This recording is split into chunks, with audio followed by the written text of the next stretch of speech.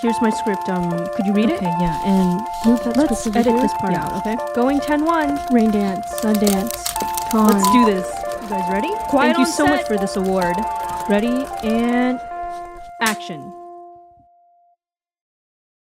Welcome back to Mel Moment Mondays. I'm your host, Mel, and today I'm joined by a musician and sound technician who has worked on multiple touring concerts and festivals with some of your favorite pop artists today. Gabe Towell, thank you so much for coming on the podcast today. Yeah, thank you for having me.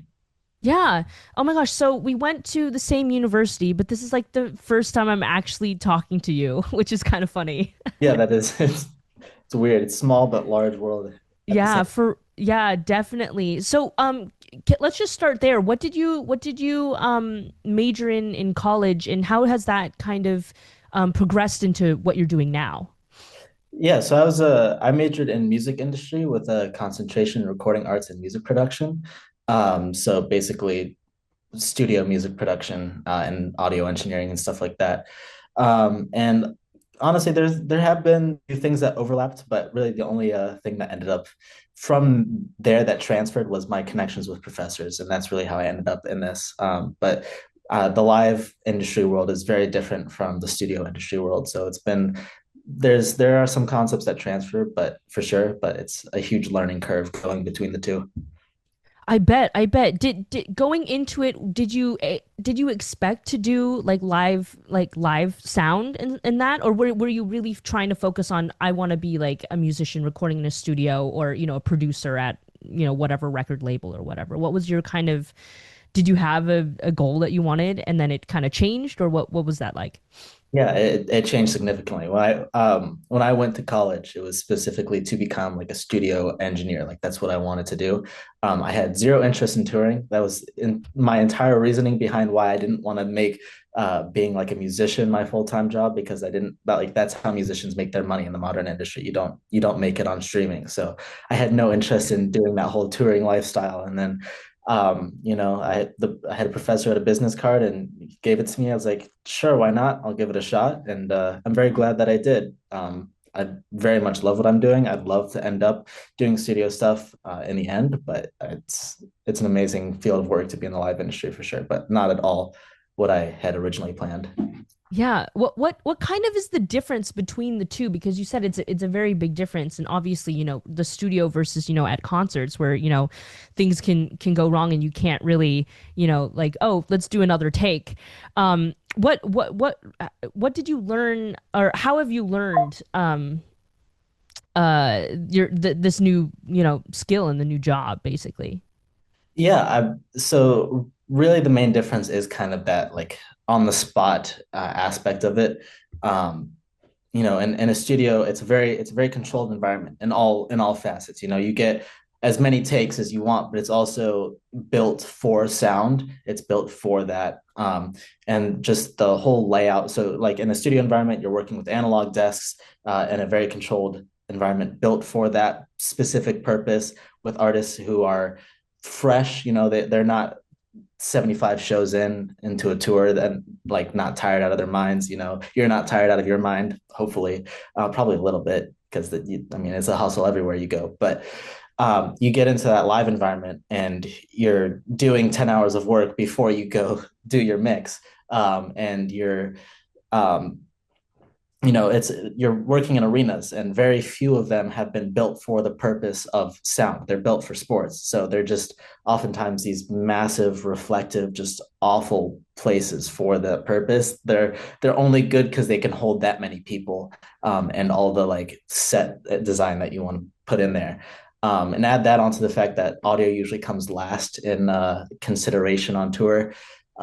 It's a significantly less ideal environment in the live industry. You're also working on digital boards, which are, well, if you know general concepts of signal flow, like that's helpful, but it's completely different. Instead of just having all of your faders laid out in front of you, you're switching between tabs. It's like writing on paper versus trying to type an essay on a keyboard. It's just two entirely different worlds. So I'd say those are really the major things. Also, yeah, you're repeatedly doing it. You're doing the mix on the spot. Um, you're not necessarily worrying about every instance being perfect because it's not going to. There are going to be things that pop up between the artist, between the performance, and just between various other things. So it's just about trying to make each moment better than the last and each show better than the last versus trying to make one polished, perfect product, I guess, if that makes sense. Right. Yeah. No, totally. And you brought up a really interesting point or a comment that on tours like this, audio is the last thing they kind of think about. Why do you think that is, and what's been your experience with that? Because I feel like audio, that's like should be one of the first things, but then you think about, okay, you got the performers, you got the stage setup, you got, all the lights and everything, and that might come first. Why do you think audio is one of the latter half of it? I think just historically, audio has made themselves more flexible, and has been just perceived that way as just a little bit more flexible. So because of that, it's just kind of progressed towards, they'll make it work. And we do. Like I've never seen some like been I've been put in some really tight situations and you just kind of make it work. So I think that's just kind of been the standard of the industry for a while now. I mean, it started with just audio, like that's obviously what it was. And then you progress out to lights, to stage, to automation, to video, to all these different things that just like slowly pile on and on. And a lot of times they just need to go in first. It's just the way it goes. So. Yeah. So when you're on tour or at a concert, what are the different roles? So you roll up, right? You get your call time, you roll up. And what's like the first thing you do? Like what are the different people involved? And what's the difference between, like maybe the main mixer and what you do Yeah, so are we talking like within the audio department or are we talking over the within course? the audio department? Yeah, Yeah, yeah. so it really depends on the tour. But if you're going like so on Olivia Rodrigo, we had 7 people on our crew. 2 of us were what's called a PA tech. So your job as a PA tech is to set up the PA system, and pretty much everything that's involved with letting the audience hear the sound. So you're flying the PA in the air, which is if for people who don't know, just massive line arrays of speakers, usually like 16 to 24 stacks of speakers. And then you go around the stage so that everyone in the venue can hear, with like subs, like mains, like all that kind of stuff. There's stuff on the ground. So you're cabling it, you're flying the speakers, you're setting up all the amps and all that on the ground, and connecting everything together so that what's being made at front of house from the engineer just can be projected out to the audience. Um, you also have the monitor tech. They're in charge of pretty much setting up systems so that the artists can hear themselves as well as other people on the stage who might need to hear sound on the stage, like dancers, band members, like anyone on the stage who needs to hear like instantaneously what's going on. Because the other thing to note about PA is it's delayed. It's not one-on-one in time with what the artist is doing, because they have to delay it to make it coherent and not just a phasey mess. So the artist can like sometimes they manage to time themselves to that, but it's a lot more difficult. Like monitor stuff is directly like in pretty much instantaneous, save some like 0.6 millisecond delays added in for processing times, stuff like that. Um, After that, we had an RF tech was one of the people. Sometimes that's merged with the monitor tech, but tech's job is to set up, like coordinate frequencies and set up all the systems, so that like any wireless things can work, like in your monitor packs, wireless mics, anything like that that needs to run on RF. So they're coordinating frequencies, setting up all those packs, making sure that all works. Oftentimes they're taking care of the in-ears because those require like constant cleaning. People build up a lot of earwax, obviously, so, and those are not cheap things. In-ears are really expensive, so you got to take really special care of them.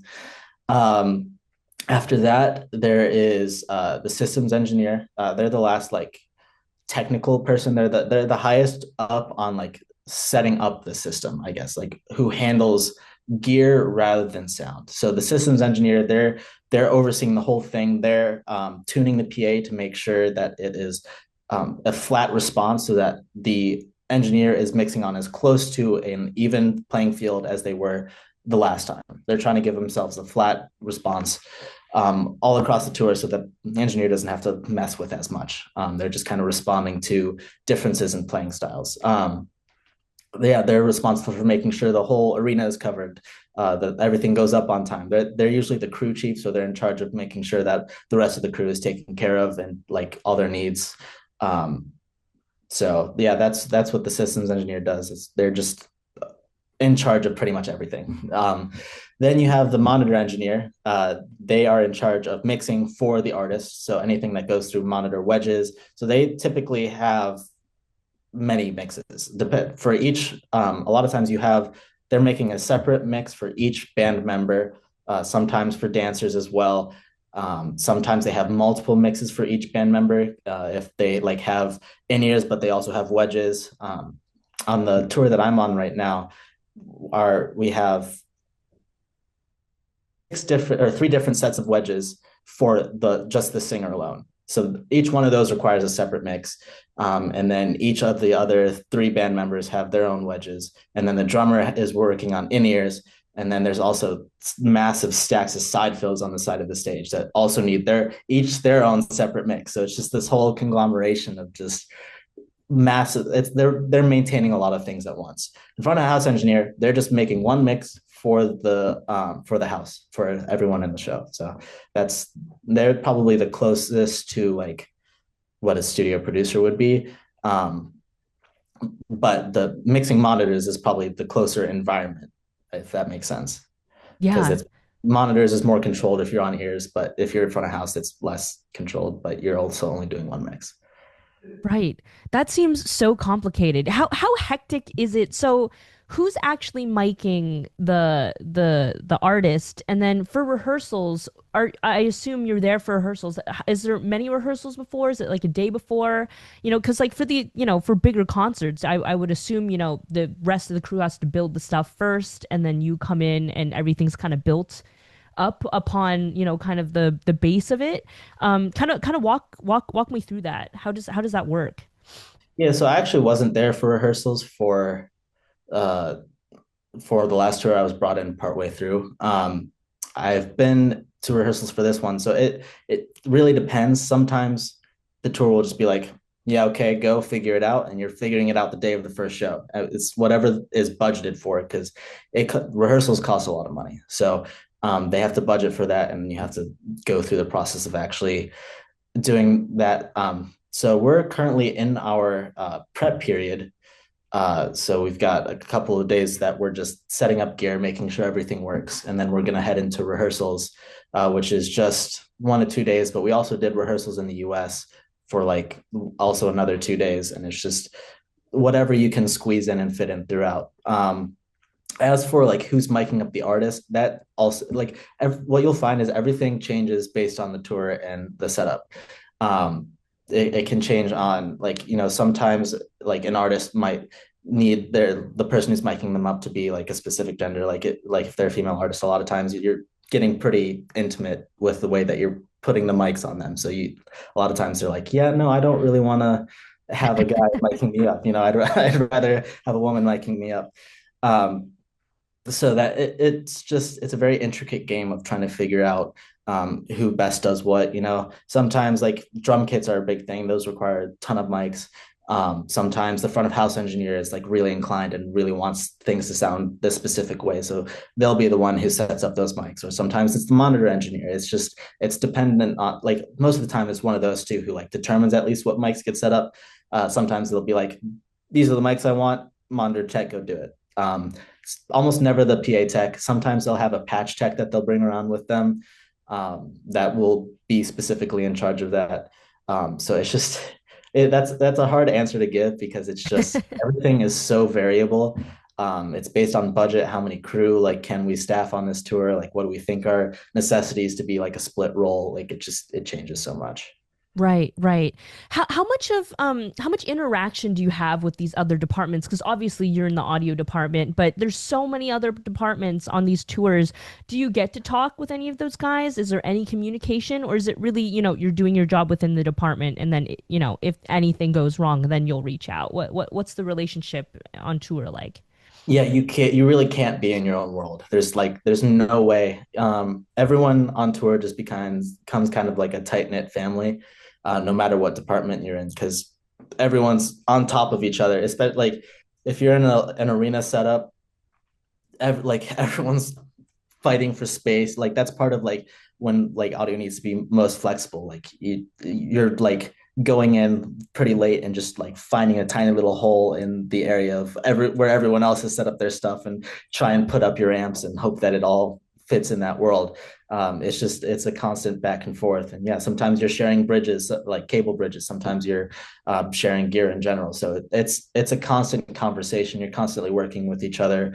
Truck packs, a lot of times you're sharing trucks, so you got to talk about how you're going to do that. It's just so, and a lot of times if it's like a smaller tour, like, so there's been times where I've just gone and been like helped lighting for a while. I've just been the lighting guy when I'm slow, so it's just you jump in where you can. You try and help everyone out so that the show goes up, because it's really supposed to be one team. The worst tours are when everyone tries to be their own separate world, and then it's just kind of like you're fighting each other rather than working with each other, and then everyone gets mad at each other, and it's just it becomes a war. So luckily, I haven't had much of that. Um, it's mostly been a pretty like coherent work environment, but I have heard some horror stories of, you know, everyone decides to be at each other's throat rather than working together. Right, right. It is truly a team effort to get these shows up and running. What's been the touring process like? What is that process like? The turnarounds? Do you have any like travel hacks? Because you look at these like crazy city after city after city in the U.S. and then it's like, okay, now it's Europe, now it's South America, now it's Oceania. How does the crew as a crew member deal with that? Because I feel like you hear a lot of how the artist deals with that, but it's rigorous. It's the time, they're asking for like your whole day, 12 hours plus. What's been your experience like that? Really dense shows can sometimes get up to like four shows in a row, and then you get a day off, and then another four, like, and all in different cities. So it really depends, on, like, again, on the tour. But yeah, it really can be very demanding.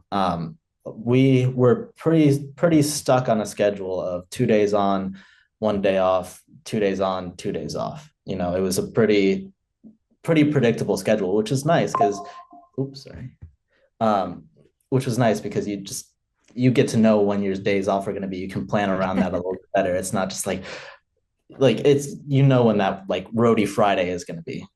Um, but it's yeah, it can be pretty rigorous because on those 4 or 5 days a week that you're working, it is well upwards of 12-hour days.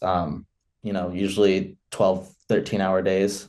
Just for various reasons, it just ended up being quite nice to work on. But the first tour I was on, it was much longer days. I regularly had just 24-hour days. I would just work 24 hours. But the nice thing is when you're off, you're off. A lot of times they schedule it very well so that you're traveling by bus, so you sleep on the bus.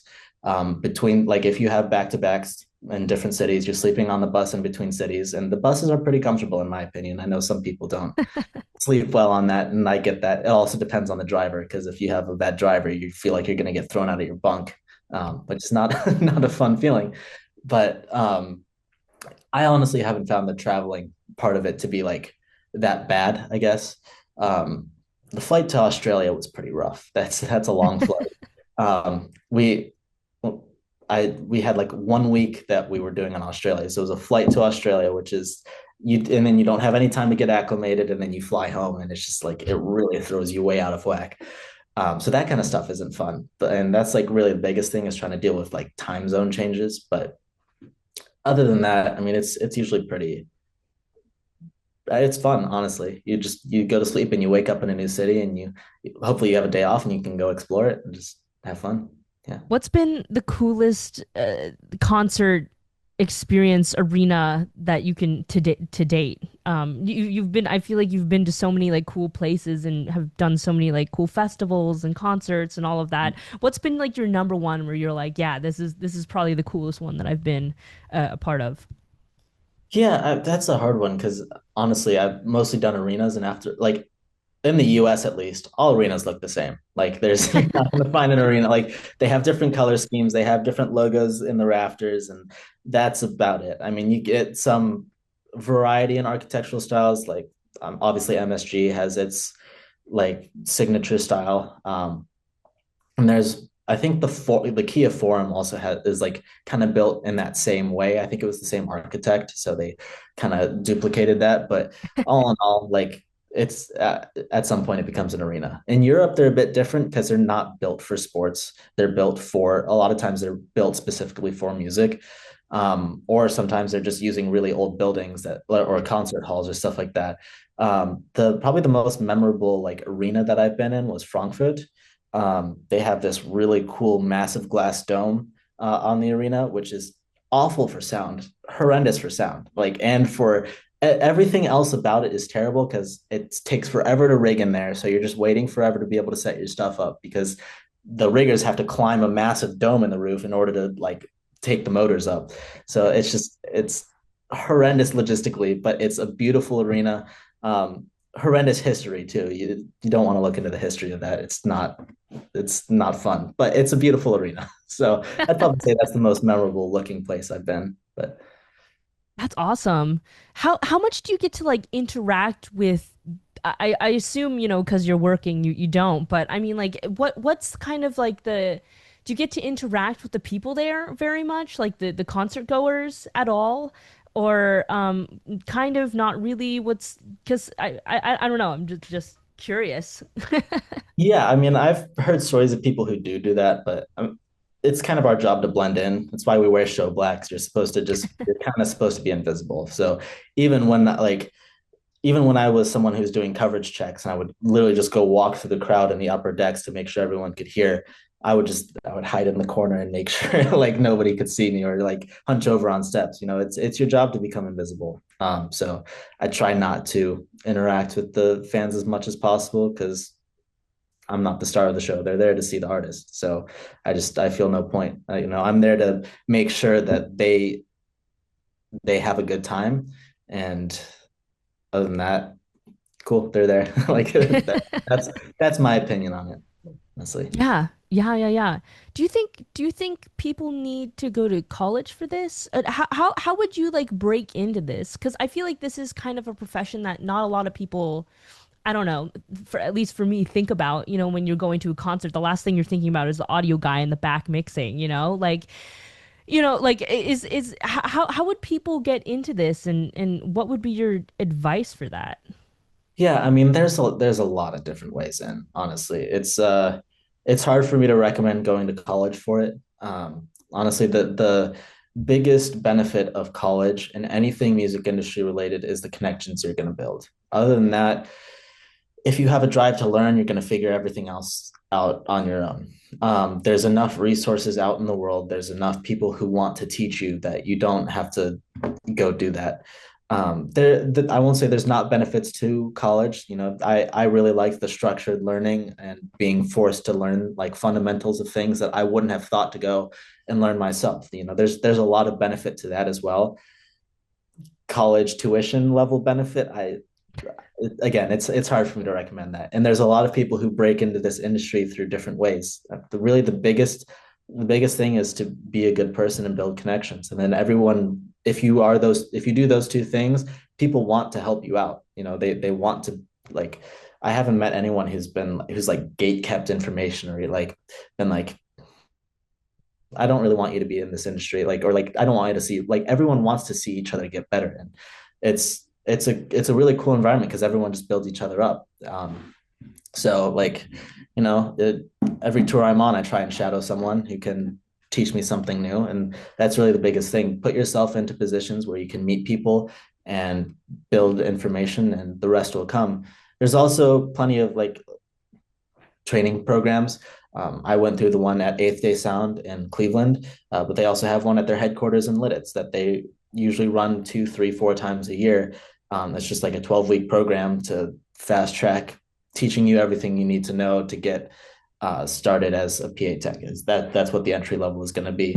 Everyone has to pay their dues. You have to start at the low, at the bottom, do the grunt work, and then you can get up to no matter how many connections you have, you're going to start with grunt work until you've paid your dues and get up to the top. So if you're willing to put in that grit, if you're willing to be a good person, show an eagerness to learn, and put yourself in the right situations, go be a stagehand, go try and find someone to mix for, like a small artist to work mix for at like a underground show, especially in a place like Philly, they have so many underground shows going on.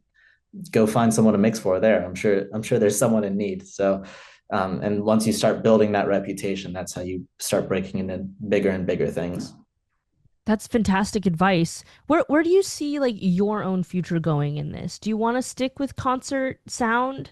And if you do within that, like what's the position you would love to achieve? And then kind of going with that, is there a specific artist that you're like, oh my gosh, if I could work their concert one day, that would like I could die happy.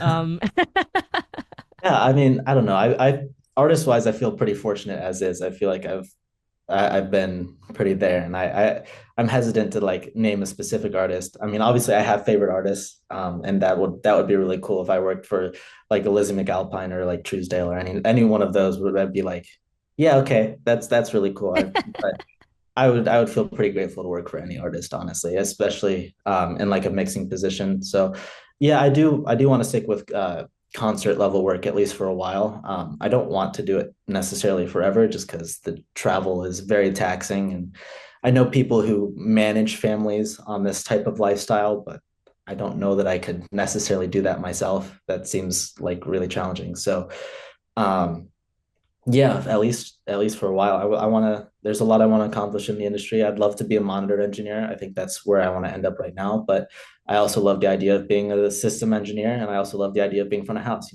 There's so much. It's hard to. I tried to pigeon my hold myself into a specific like I want to do this, and then the more you learn about the industry, the more it's like okay, no, I actually want to do that and that and that and that. Just like don't lock yourself down because first off, you'll limit your opportunities tremendously and you'll just be stuck in, okay, hopefully maybe I'll eventually make that. Um, but also you really never know until you actually do it. So if you try something new that you didn't think you would ever want to do, you might find that, okay, this is actually the thing that speaks to me most. So yeah. Right. Yeah. Yeah, it's great. It's such a fun and like I feel like we're at a time in our lives in like, early mid 20s where, there's so much unknown, but it's like an exciting unknown where you can really like carve where you want to go, which is really fun. What's been your like favorite part of this process so far? My favorite part of this process, like my journey through this industry, is that kind of. Yeah, yeah. Oh, I don't know. I think it's been awesome traveling the world. I love learning, so that's been really cool. It's forced me to learn and grow in a lot of ways. I've very much always been an introvert, and I get drained very quickly socially, but I've really been forced to like grow that because I have to interact with so many people on a daily basis. You know, communicating to people in my crew, people in other departments, also stagehands, local crew. And then you have to learn how to communicate with people in different languages when you're traveling in different countries. You learn to interact with different cultures, different people. That's a huge way to grow yourself as a person. So yeah, I guess just that's probably been my favorite part is just that expansion of cultural knowledge, physical knowledge, all that kind of stuff. Yeah. That's amazing. Yeah, I mean, I feel like that's like such a cool and unique and important aspect of just life, expanding and it's awesome that your job allows you to do that too, which is fantastic. Kind of shifting a little bit. We're gonna play the film Would You Rather, which is per one question pertaining to what we've been talking about. But my question for you would be, would you rather work a small concert or, an arena? Oh, geez. I haven't really worked any small concerts yet, honestly. So that's a hard one for me to answer. I like the big arena vibe, honestly. It's a lot more work, but like I said, a lot of the satisfaction of this industry is just being like, okay, cool. I gave, like, no matter what these people were going through tonight, they were able to, like, all these people were able to just forget about it and just enjoy life for an hour and a half to 3 hours, and that's a really cool feeling that you got, like, I got to be a part of that. Like, I got to be a part of giving these people that reprieve from all of the BS that's going on in life right now. Yeah, it's amazing. It's part of history. It's cool to be a part of that. Mhm, for Yeah. sure. And then kind of the final question that I ask everyone is if you could tell your younger self, what advice would you give them? Um, I know the big question. yeah, I guess just like I was talking about, don't kind of pigeonhole yourself into this idea of what you think you have to be. I think there was a lot that I don't know, I feel like I could have grown a lot faster in a lot of different aspects of life if I hadn't decided early on that, like, this is what I have to be, and so this is what I'm going to force myself to be. And then it took me way too long to realize that that's not what I wanted to be, and then figure it out and go from there. I was very lucky to have very supportive parents who were all for me pursuing my creative career, pursuing, like, I think there's yeah, I feel very fortunate that I was able to kind of avoid that. You have to be a doctor kind of mindset. You know, there's people that are meant to be doctors. That's really cool. But they're like, I don't think I would have done well in that environment. Um, I love creative arts. I love science, but I love creativity, and I needed that combination of both. So doing something a little unconventional was nice, and it's nice to have that support. So yeah, I guess just taking more advantage of the fact that they were so willing to support me and push me to be the best in whatever I wanted to do, and just not feeling like I had to be something specific. Yeah, that's amazing. You have such a unique story and a unique career, and it's so interesting. Um, well, thank you so much for coming on the podcast today. Where can people find your work? I know you also do a little bit of music, so if you want to plug that as well, where can people find you? Yeah, I mean, I'm constantly posting stuff on Instagram, at Gabriel.Toll. Also, my Spotify is Gabriel Ryan. And then I'm working on converting a school bus into a studio RV at the moment. And it's a weird spelling, but it's Nuri Music is the Instagram for that. And that's also on YouTube. So there's a few places depending on what project you want to follow. Post a lot of, like, stories of the venues I'm in on my Instagram. So Awesome. Well, thank you so much. yeah, thank you very much. If you enjoyed this podcast and want to learn more about my experience as an up and coming filmmaker or catch up on more episodes, follow me on Instagram at MELYDE12. This podcast is also available on Spotify, SoundCloud, and YouTube. Please like, subscribe, and spread the word. Thank you guys again, and that's a wrap.